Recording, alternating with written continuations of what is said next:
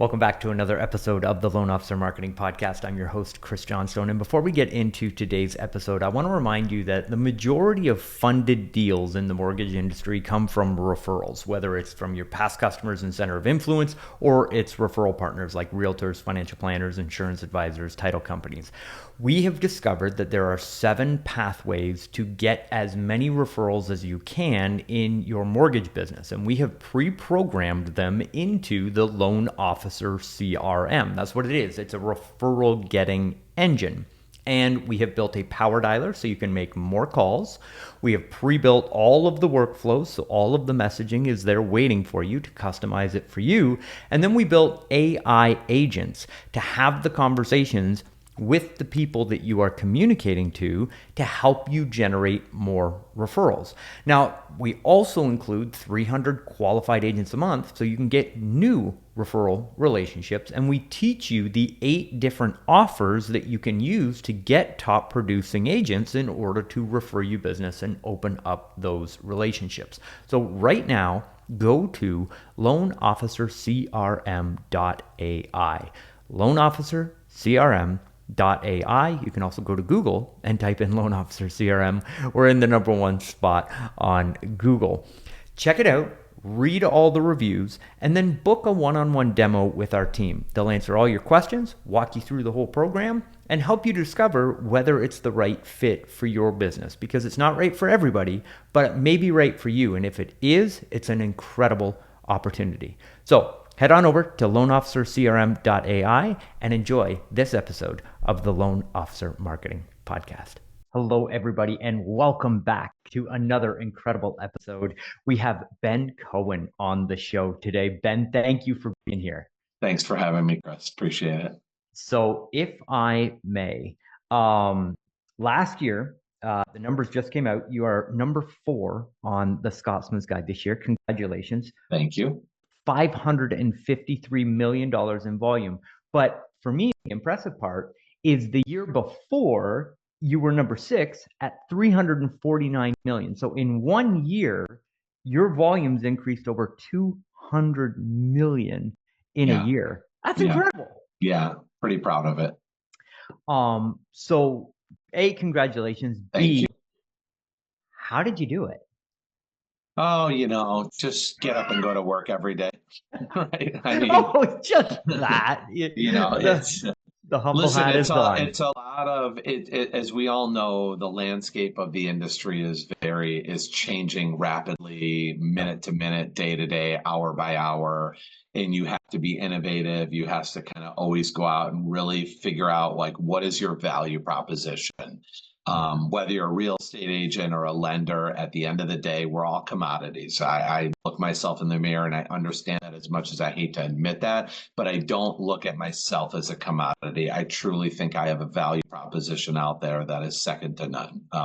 And that leverages speed, execution, giving a seller certainty, leaning on technology that we have, embracing the technology, anything I can do to make the process as easy and as seamless as the industry allows. I tell all my clients, I tell all my referral partners, common sense and lending are typically not synonymous with one another these days. So, setting expectations upfront, being available, following up when you say you're going to follow up, being responsive, acknowledging, communicating. I mean, the list goes on for, how I try to build my business. And I'm never satisfied at the end of the day.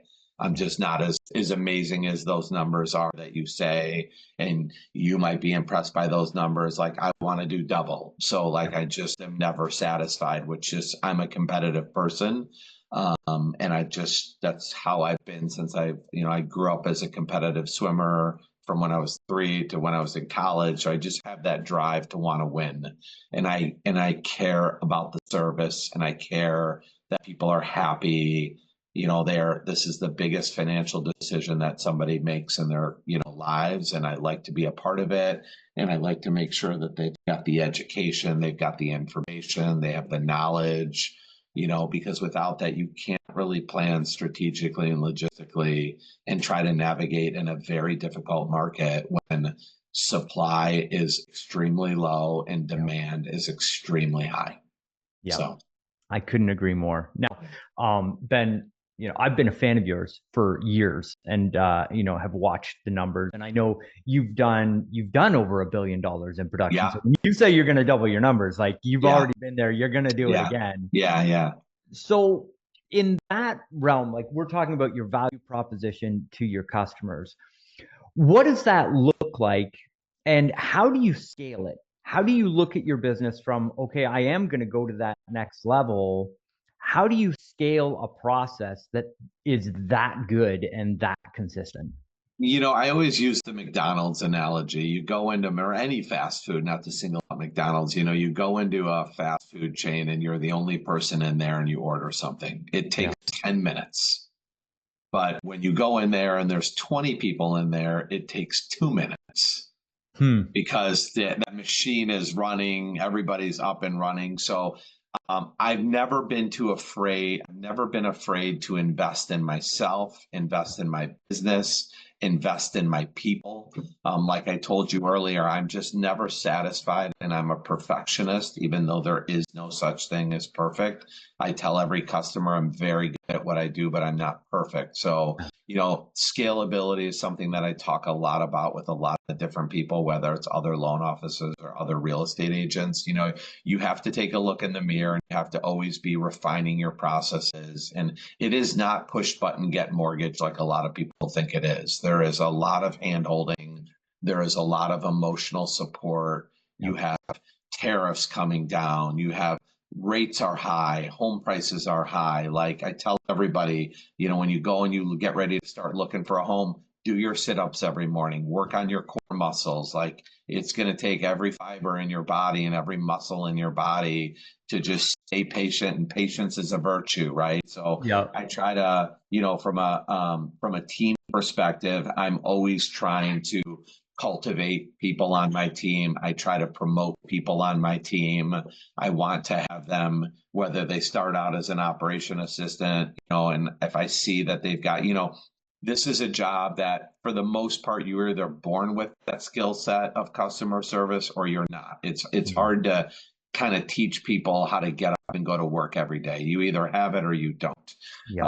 But you can teach people from a support standpoint on just little things. I am not a micromanager, but I am a spot checker at the end of the day. Yep. So I also believe that you have to, as you learn how to scale, you are going to have mistakes. You are going to have failures. They're going to have financial repercussions. And the Ben of 15 years ago and the Ben today are totally different. Yeah. Now where I used to get mad and scream and yell and, get upset and not be able to sleep. Now I just have accepted the fact that we're not perfect. And I have learned and I've become successful because I have countless failures throughout my career. And when you have those failures, they hurt, Yep. whether it's a relationship or whether it's a financial impact, they hurt. So I'm always trying to just help people and give people those little nuggets on my team that kind of help them differentiate. If you have somebody who emails in at 8:30 at night or 9:30 at night, are they expecting a response? No. But are they going to appreciate that response? Yeah. Absolutely. Yeah. So there's just so many little things that you can do to kind of exceed people's expectations. Yep. I don't know if that answers your question or not, but Absolutely, it does. And yeah, so I'm assuming, so at the foundation, you're looking at the team members that you have that underlying drive and the deservedness of the opportunity, and then you're stepping them into systems and allowing them to run systems and run processes that you're then inspecting. You inspect what you expect, so you're almost taking the person and then applying the person to the system, if I yeah, got that. it's my vision. I execute the processes and the procedures and policies that go into place, and then we implement them, right? And Yeah. then we spend, we have weekly meetings with the team. What's going well? What isn't going well? You have to be in constant contact with your team and your support staff. And I'm never a work for person. I'm a work with person. That's just my Yep. mentality. We're all in it together at the end of the day, but my standard and my expectation is extremely high because I've built I've spent a lot of time, blood, sweat, and tears building the brand and the reputation that I have. Yeah. And that is what I'm out there selling to make the phone ring at the end of the day. So, if you're not motivated, if you're not hungry, if you're not passionate, you're just not the right fit. So I am always looking for what I call an A+ player. I don't care if it's an ops assistant, an executive assistant, a processor, a closing coordinator, my business development team. Like, I just want people to have the same passion that I have. And Awesome. it kind of works itself out. Culture is everything. If you have a positive culture, everybody's happier at the end of the day. So Yeah, clients as well. Now, you just mentioned business development coordinator. And yes, so I'll ask a further question on that, but I'll ask the number one question why I think people listen to the podcast, and then we'll follow up with the business development coordinator. Where are you getting the majority of your business from right now? Loans coming in the door. everywhere. It's the beautiful thing I love about this industry is you can help anybody anywhere, right? So I'm licensed in all 50 states, which is a game changer for me. Okay. I've been licensed in all 50 states for, I don't know, 6 or 7 years at this point. I get business from referral partner or from real estate agents, obviously. I Yep. get financial advisors, accountants, past clients is a big thing for me. Yep. I have a lot of corporate relationships where I've gone out and I've developed corporate relationships where I'm the preferred lender for that organization, which is one of the reason I am licensed in all 50 states. So that if you call me, Chris, and say, "Hey Ben, I want to buy a home in Alaska or Hawaii or South Dakota," I can say I can do it. So the corporate thing has been a huge success of mine that I've had. I mean, I've been in this business since 2004, so 21 years, Wow. and my longest standing corporate client I've had for 18 years. And I lend in everywhere for them. So, That is amazing. yeah, so So that's good. 49 out of the 100 loan officers on the Scotsman's Guide have been on the show. And I hear past customers, realtors, past customers, realtors, past customers, realtors. Like it's the business. If you got a 900-pound gorilla, that's the one that's the one making the noise, right? You are the first person on the show to talk about corporate relationships. So if I may, if we could dive in on this topic, does Sure. that go with your business development coordinators? Are they out helping to build those relationships? What does this look like? Yes and no. I mean, I'm kind of farming them at the end of the day. On the Okay. business development side, it's more of helping me cultivate new relationships and maintain existing relationships.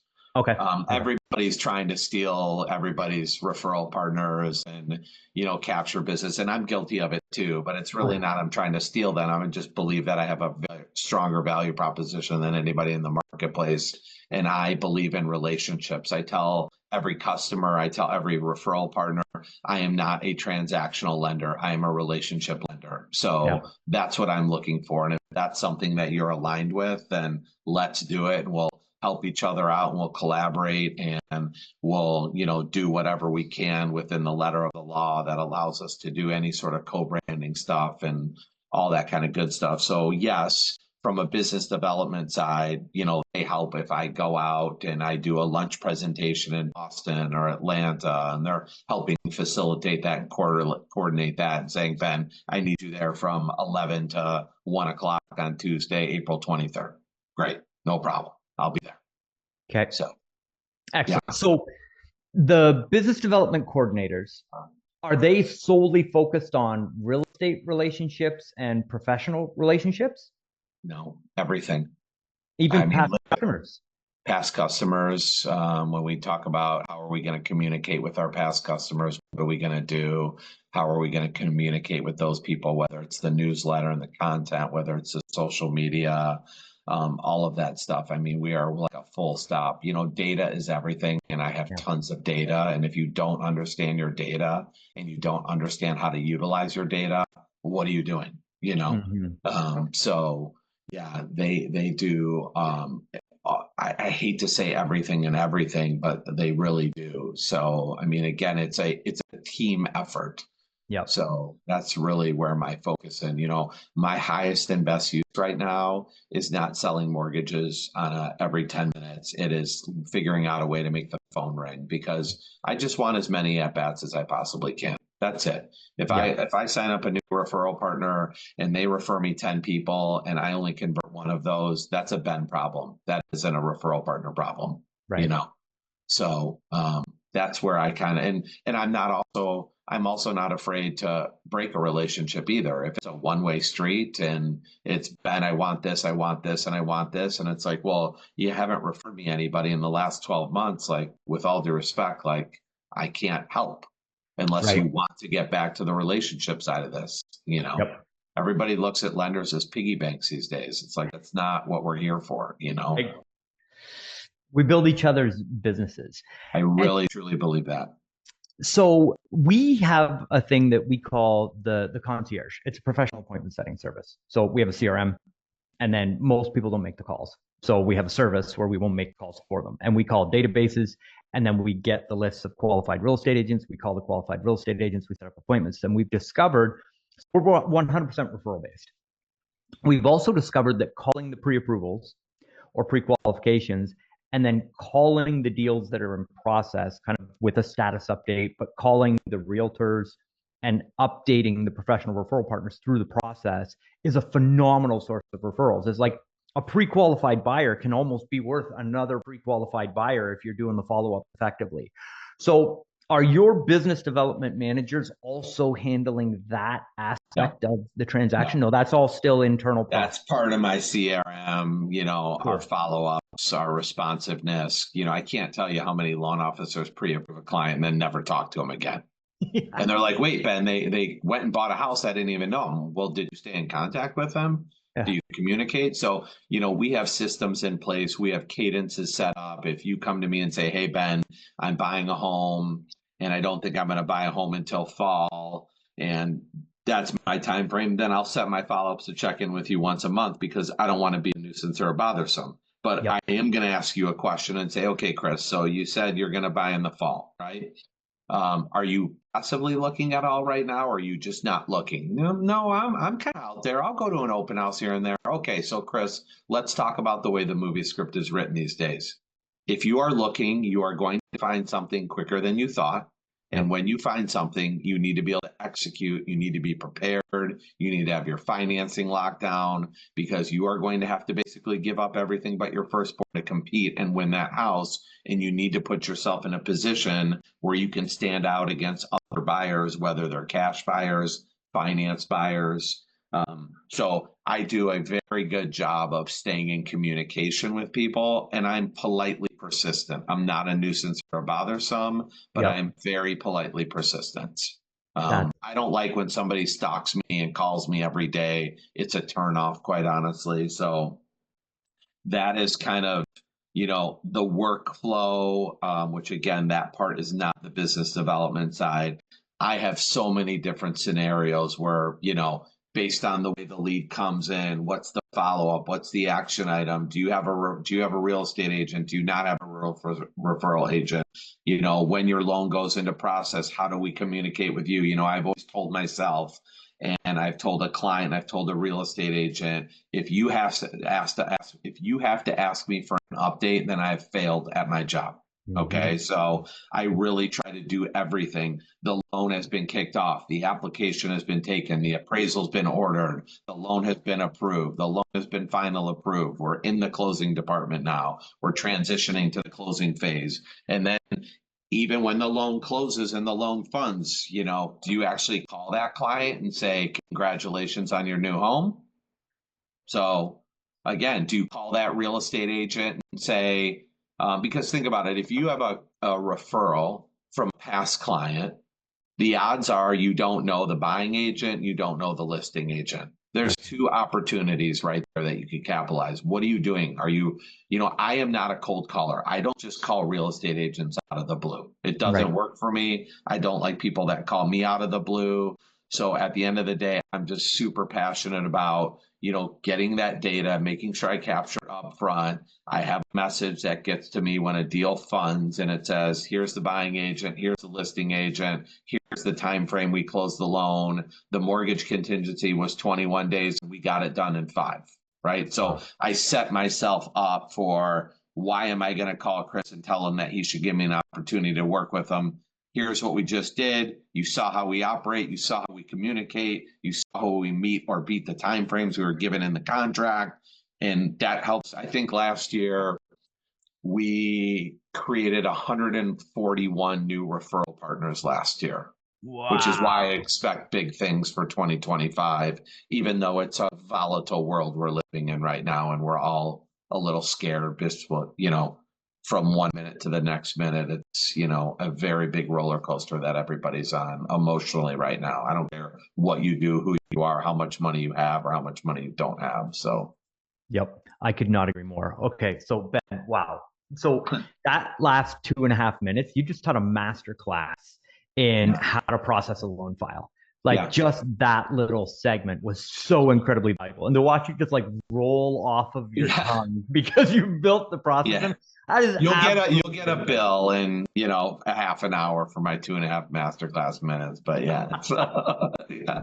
That was amazing. But it's so genius the way that if you think of the farming analogy, go pick the low-hanging fruit first. Your process is driving all of the opportunities that you need to drive the business, because every deal that your process touches creates multiple opportunities for you and your team to go follow up in and turn into multiple opportunities. You've built the self-filling engine with the process and the value proposition that we started with at the beginning of the conversation. Yeah. I mean, I just had a meeting before you. I met down with 2 of the biggest agents in the north suburbs here in Chicago, and we just closed the loan in 10 days, and they were the listing agents on it. And they, agents get called by lenders all day, every day, and they just told me, I've gotten 100 phone calls this year, and you're the first meeting we took. Why? Because I delivered on what I said I was going to deliver. My client was in multiple offers on this home. I think there were 12 offers on the home. He got it. He was competing with cash. I set expectations. I executed. I communicated. And then once that deal closed, I went to these 2 women that were the agents on the listing side. I said, I've shown you my ability to execute. I've shown you how I communicate. Are you willing to sit down with me? And they're like, yeah, we'll give you 20 minutes. They were just here for an hour.